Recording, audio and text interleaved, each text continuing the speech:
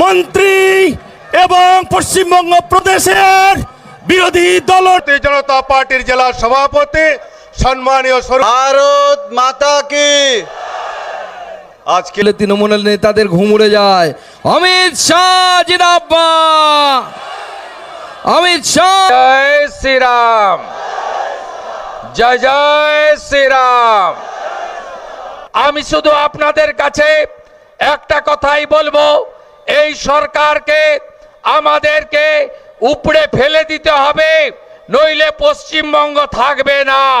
এই পশ্চিমবঙ্গ কিভাবে সৃষ্টি হয়েছিল আমরা যদি অতীত ভুলে না যাই, 1947 সাল 20 জুন মোহাম্মদ আলী জিন্না গোটা অবিভক্ত বঙ্গকে পাকিস্তানে চাইলেন, রুখে দাঁড়ালেন ডক্টর শ্যামাপ্রসাদ মুখার্জি, তার সঙ্গ দিলেন ভারত সেবাশ্রম সংঘের প্রতিষ্ঠাতা স্বামী প্রণবানন্দ মহারাজ।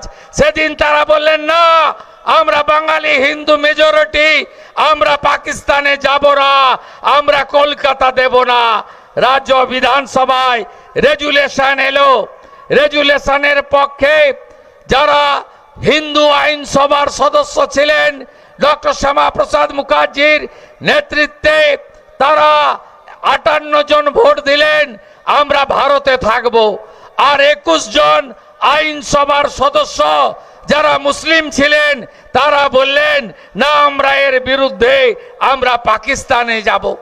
আজকে বাঙালি হিন্দুর হোমল্যান্ড, এটা বাঙালি হিন্দুর হোমল্যান্ড, এটা কি আজকে আছে?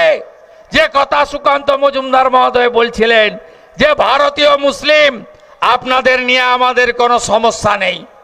আমি বক্তৃতা করতে উঠলেই আপনারা ভাবেন যে এ মনে হয় আমাদের বিরুদ্ধে কিছু বলল। সবচেয়ে বেশি অস্বস্তিতে আমাদের সংখ্যালঘু মোর্চার লোকেরা থাকেন। আমি বরাবরই বলি আমি মুসলিম ভোট চাই না, এ কথা কোনোদিন বলি না। আমি যেটা ধ্রুব সত্য বলি যে আমরা মুসলিম ভোট পাই না। নরেন্দ্র মোদী সব দিয়েছেন, রেশন দিয়েছেন, কোভিডের ইঞ্জেকশন দিয়েছেন, ঘর দিয়েছেন, শৌচালয় দিয়েছেন, সব দিয়েছেন, ভারতীয়দের দিয়েছেন। জাত দেখেননি, ধর্ম দেখেননি, ভোট ব্যাংক দেখেননি।